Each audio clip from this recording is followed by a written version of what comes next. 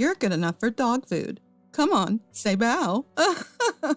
I never thought I'd be subjected to such humiliation. Although our marriage is still fresh, I've tried to comply with this woman's demands in my own way. But it seems all for naught. She might be an alien or something. That explains everything. I don't know the language aliens speak, but I no longer wish to talk to her. My name is Allison. I'm a 32-year-old office worker. Perhaps influenced by my game-loving older brother, I've been fond of games since childhood, especially role-playing games that immerse me in unreal worlds. I've made many friends through social media, which I started a few years ago. One of them is my husband, Carmine. We both liked the same game and shared favorite characters and spells. When a new game came out, we'd go buy it together. After years of such companionship, we became conscious of each other and decided to get married. Carmine's parents are Stanley, who is often away on solo assignments, and Bianca, a housewife. Stanley, due to his busy work, comes home only a few times a year. Carmine's grandmother, Stanley's mother, also lives with them but has been suffering from Alzheimer's for a few years now, and recently, her hearing has declined, making conversation difficult. Grandma got forgetful all of a sudden when Dad went on his solo assignments. It must have been quite a shock, he said. Bianca takes care of the grandmother-in-law. Since Carmine lived alone early on, his parents-in-law's home is just Bianca and the grandmother-in-law. I wondered if I would have to take care of a stranger who wasn't even my parents someday. However, both parents-in-law are healthy, and it seems that the opportunity is still far off. I was completely at ease. Until that one phone call. One day, it was my day off, and after finishing all the housework I had accumulated, I was playing my favorite game. Then, an unfamiliar sound rang out in my room. What's that sound again? Oh, a ringtone. I rarely get calls, so I forgot my own ringtone. Seeing the displayed name, I tensed up a bit. A call from Bianca? It was the first time I got a call from my mother-in-law, Bianca, and though nervous, I thought something might have happened, so I hurriedly answered. Hello? You're late. It's common sense for a working adult to answer promptly when a superior calls. The sudden sarcasm made me instinctively want to hang up, but I refrained. Sorry, I'll be careful. So what can I do for you today? As if. You're free on your days off, right? Playing with that incomprehensible toy? Do some work. Fulfill your duties as Carmine's wife. Told to visit the parents-in-law's home on my next day off, Bianca hung up. After the call, I was in a daze for a while. Why must I be subjected to sarcasm from a call I rarely get? I thought about ignoring it, but she is Carmine's mother, after all. Maybe I'll just listen to what she has to say. I decided to think that way. Of course, I reported to Carmine that night. I'm really sorry. It's probably going to be a hassle, so you don't have to go. It was honestly comforting to hear Carmine say that. Still, it's infuriating. At times like this, there's a place I always go to after work. Hello? Oh, if it isn't Allison, something bothering you? Susan from the pottery school greets me with a smile and those words. I start with a light heart, but now I'm completely engrossed. Susan is about the same age as my grandma, but is still strong and willing to listen to my life problems. She's like a mom to everyone.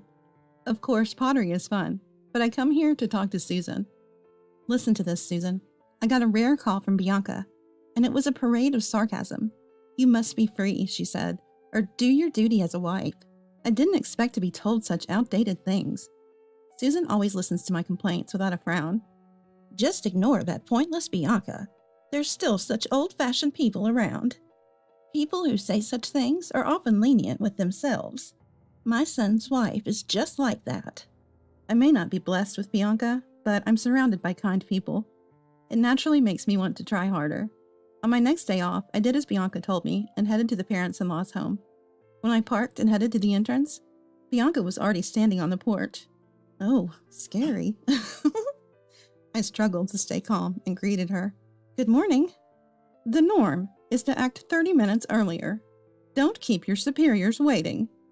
She said that, and though I had just arrived, I already wanted to leave. I can understand this for work, but why must I be scolded for her inexplicable convenience? And the 30-minute early visit can be inconvenient for the other party, which I don't want to do. No, but it's still 10 minutes early. As I tried to answer, I was shouted at. Don't talk back. Am I in the military or something? I looked up, resigned. I will never open my heart to this person again, no matter what happens. And I will never take care of her in her old age. Even if offered a large sum of money, I refuse. Really, you're late for the appointment. Well, I'm off now. Bianca said this and was about to leave, so I stopped her. Wait a minute, you call me here without explanation, and I don't understand. Well, I'm going out until tonight, so you will have to come here on your days off from now on and do the housework. And take care of the person holed up in the back room, too. After saying this, Bianca left in her car. I've never met someone so hard to communicate with. She seemed kind when I met her with Stanley and Carmine, but that wasn't the case at all. I thought about going back without doing anything to avoid being scolded again. But more than that, I hadn't met my grandmother-in-law yet. Bianca had told grandmother-in-law, but since she didn't understand, she decided on her own that I didn't need to attend the family wedding. By the way, we only had a simple meal and didn't have a wedding ceremony. Later, Carmine and I were supposed to greet her together, but our days off didn't match, and embarrassingly, we never made it. Excuse me. As I opened the entrance door, a shocking scene unfolded. Too dirty. It wasn't quite a garbage house, but it seemed to be a matter of time before it became one. The room was overflowing with things, and a mountain of laundry, washed or not, spread across the floor, and the kitchen sink was full of dishes. Dust had accumulated in the corners of the room, and it was visibly appalling. The last time I came, the room was clean and tidy. What on earth happened? This is too terrible. As I was thinking this, I heard noises from the back room. Ah, grandmother-in-law. Thinking I should greet grandmother-in-law, I went to the room. Excuse me. Oh, since the day Bianca called me, I've been going to the parents-in-law's home as told. I've come to understand that Bianca probably spends every day out and returns home late at night. She doesn't seem to take care of the house or grandmother-in-law at all, and while she arrogantly tells me to do my wife's duties, it's clear that Bianca isn't fulfilling any herself. Maybe she got carried away because I obediently listened. I'm relieved that Carmine, who always plays with toys, finally brought home a wife. But after all, a wife is a stranger. I guess you're a free housekeeper. I was loudly told that once. In this day and age, harassing a son's wife is just unacceptable. Of course, I reported all of Bianca's actions to Carmine, who kept apologizing every time he heard about them. You don't have to go to that house anymore. That's what Carmine told me. He even said he would complain to Bianca himself, but I told him to wait because I had a plan. I continued to visit the parents-in-law's home because I was worried about grandmother-in-law. When Carmine saw that grandmother-in-law and I got along well, he was very pleased. After a few months of those days, while I was cleaning the parents-in-law's home as usual, Bianca said, "There's a memorial service at the end of this month, and people will gather, but make sure you don't say anything unnecessary, okay?" I smiled and replied, "Of course, Bianca." Bianca seemed not to be completely satisfied with my obedient self. The memorial service was for Carmine's grandfather, the grandfather-in-law's death anniversary. He had already passed away by the time I married Carmine, but he was said to be a gentle and kind person. He got along very well with grandmother-in-law, and they used to travel together. Carmine told me they always held hands when they were out. Grandfather-in-law died of cancer, and grandmother-in-law took devoted care of him. But the parents-in-law did not help at all. It's just unbelievable. There's a lot of preparation to do, so make sure you come early, okay? And I think you know what I mean. Bianca said that, and I cheerfully responded, "Yes, I'll act 30 minutes early." Yet she scolded me. "Your voice is too loud, be quiet." I thought about throwing the TV remote at her, but managed to hold back. "You can talk like that now, but just wait, get ready." I looked forward to the day of the memorial service. The long-awaited day of the memorial service. I was told to come 30 minutes early, but I went an hour early. Sure enough, it seemed to be an inconvenience, and Bianca, showing her true colors, came out of the entrance angry, saying, "You're too early. There's such a thing as too much." Honestly, when I saw her face, I thought she was a monster. I quickly cleaned the room and prepared the tables when I heard a cheerful male voice say, "Good morning." Heading to the entrance, I saw the staff from a famous local steakhouse standing there. I had been there once with Carmine, and the meat was tender and quite delicious. However, it's not kind to the wallet, so it's not a place I can often go to. As if saying I was fine, Bianca pushed me aside and began talking to the handsome staff in a slightly high voice. "Good morning. Nice weather today, isn't it? Ooh-foo-foo." I saw someone say ooh-foo-foo for the first time and went back to preparing. "Hey, hurry up and carry the food that arrived early," I heard Bianca's annoying voice. While thinking, yes, I headed to the kitchen. There I noticed something. Bianca, there's 1 meal short. Is this a mistake? Shall I call? When I said that, Bianca, with a mean smile, said this. It's not a mistake. I never prepared a portion for you. I was stunned, never expecting to be treated like this. After all, today people are gathering, and you, my son's wife, won't have time to eat. How shameless. Feeling like I had been called a greedy person, I finally felt indignant. Maybe because I didn't talk back, she felt good and said, A housekeeper like you is good enough for dog food. Come on, say bow. Then she put the dog food left over from the dog they used to have in the parents-in-law's home in front of me. At that humiliating act, I couldn't help but laugh. I would never understand this woman, not in a lifetime, because she must be an alien or something. I have no intention of talking to someone with whom I can't communicate. Thinking that, I shouted at Bianca in a language I didn't know, pretending to speak alien. And for a moment, Bianca's face showed a hint of fear at my sudden behavior. What? Are you out of your mind? Are you mocking me? Yes, I guess so. I've been putting up with it for quite some time now. I don't like living in a house with someone as nasty as you. I don't know what you're upset about, but will you be satisfied if we get a divorce? I won't allow a divorce. Then I'd have to hire another housekeeper. That would be a waste of money. With that, Bianca came at me, trying to grab me. Stop it. How disgraceful. Turning around, there stood Carmine and my father-in-law, Stanley, along with Stanley's brother and his wife, who lived far away. Bianca hadn't noticed them because of our argument, but it was already time for Carmine and the others to arrive. I don't know how long they had been watching, but Bianca became completely subdued, perhaps because Stanley intervened or from the shock. Then it was time for the priest to come to the house. The memorial service ended modestly, and it was time to eat, but grandmother-in-law stayed in her room, saying she wasn't feeling well. I haven't eaten this in a while, but the steak here is really good. While Stanley said that, I was bustling around bringing drinks and such. Allison, come eat too. You don't need to do all this. Thank you. Come over here. My aunt-in-law Cindy also called out kindly. Thank you, but it seems there is no steak for me. I pretended to be dejected as I said that, and when Cindy asked, why? I replied, I can't possibly say it. Please ask Bianca. Cindy glared at Bianca, who might have been frightened by her gaze, and started saying something ridiculous.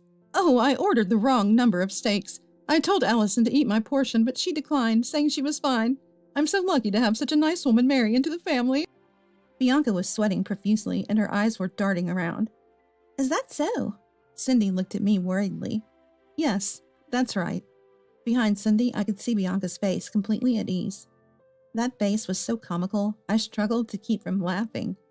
Bianca is always so kind. She points out when I'm lacking social manners. Today, instead of steak, she prepared this for me. I said that and brought out the dog food Bianca had handed me from the kitchen. Bianca turned pale at my unexpected action. What's going on? What have you done to my precious wife? Carmine asked, but Bianca remained silent. In the quiet room, Stanley spoke up. Well, you know, when in Rome, do as the Romans do, right? Allison is married now, so... Stanley started joking, and Carmine looked like he was about to grab him. Thinking it better to avoid an assault charge, I decided to call my ace in the hole. Susan? Everyone was surprised by my loud call. Then from the back room, a cheerful voice replied, Yes? Out came Susan, grandmother-in-law. It turns out she's the Susan from pottery school. The day Bianca first called me over, we were both shocked to see each other. Never imagining that the grandmother-in-law would be Susan, we finished the housework at the parents-in-law's home together laughing. The parents-in-law's home is a two-family house, and Susan's living space was very tidy. It was obvious that she wasn't sick, but Bianca never suspected. Since Bianca returned home late at night, we went out to eat and for walks. I enjoyed the time spent with my beloved Susan, which is why I was happy to visit the parents-in-law's home. Susan had made me promise not to tell the in-laws about our relationship. I was angry at Bianca's unreasonable words, but knowing it would end someday, I could bear it. Susan didn't attend the memorial service because she didn't want to see the parents-in-law's faces. Susan always prayed for grandfather-in-law's happiness after his death. Why? Mom, don't you have Alzheimer's? Stanley asked, puzzled. That's just something this woman misunderstood on her own. With that, Bianca, who had been shrinking herself, was glared at. I wanted to live alone with my husband. But right after getting married, you started living with us for the sake of he's your son, and you and your husband indulged in luxury with the money saved from rent. Susan said this, and Stanley looked uncomfortable. I thought I'd be free when your transfer was decided, but then this woman said she would stay here, and it was the worst. I couldn't even talk about kicking her out because you were never home. And I pretended to be hard of hearing because I didn't want to talk to you. And then you just assumed I had Alzheimer's. It's laughable. Bianca's face turned bright red. What I couldn't forgive the most was being treated as absent from the grandchildren's celebrations. Well, I was very happy when I found out Allison, whom I'd get along with, was the spouse of my grandchildren. Susan said that and smiled at me. Bianca, not finding this amusing, suddenly started. I'm sorry. Allison was always so cold to me. I was frustrated, and that's why I did such a prank today. I truly regret it. But if Allison had been kinder from the start, then I wouldn't have been too... I had no intention of playing along with such a charade. All the precious words you've given me, up until now, Bianca, I thought I'd listen to them at home, too. I said that and pulled out a voice recorder I had hidden in my pocket. With each playback, Bianca's face grew paler, and the faces around us grew more severe. Susan and I had planned to expose everything on this day when the relatives gathered, regardless of the steak incident. After listening, Cindy started to laugh. You talk about social common sense, but you've never worked a day in your life. Apparently, Bianca had never worked and had lived a life of leisure. After the children grew up, Bianca began to go out more, causing constant arguments with Stanley. Stanley himself was apparently a habitual adulterer who returned home late every night, participating in school events for the sake of public image, but otherwise maintaining a fake relationship, as I had heard from Carmine. Carmine also hated it and left home as soon as he graduated from high school. That's why, pack your bags and leave right now. This is the precious home of my deceased husband and me. I will never allow you to return, and you too. Susan said this and glared at Stanley. You have another woman out there, don't you?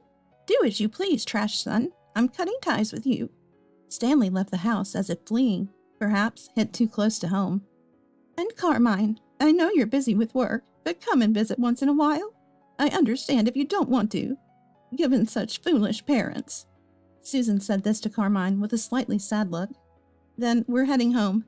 As Carmine and I left the house, Bianca, looking furious, chased after me.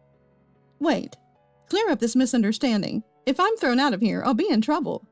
I thought if that was the case, she shouldn't have harassed me to begin with, but it's too late for her words now. I don't understand. Why don't you work?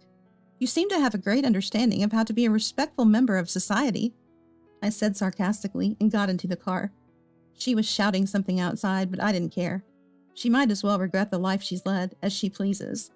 As for the former parents-in-law, after being kicked out of the parents-in-law's home, Bianca showed up at Stanley's place where he was working alone. But as Susan predicted, Stanley was already living with his mistress, and Bianca was quickly discarded. Furthermore, it turned out that Bianca had also been having an affair, and even worse, with a married man, and she was sued for damages by his wife. Since both our former parents-in-law had been unfaithful, the damages were sort of offset, but Bianca would likely continue to pay the mistress's husband. Stanley might lessen his burden if he sought damages from his mistress, but to me, they are strangers, and it doesn't matter anymore. They were a match in a way, despite the fake relationship I had heard about. Carmine has no lingering feelings for his former parents and intends never to see them again. I feel the same. As for us, we've decided to live in the parents-in-law's home where Susan lives. The house, once full of unpleasant memories, was transformed as we disposed of all the furniture Bianca had collected, and made significant changes to the interior, making it feel like a completely different home. Susan is surprisingly energetic for her age, but I'm more than willing to take care of her if she ever needs it. Furthermore, next year our family will be growing. I'm looking forward to living a happy life with my beloved family from now on.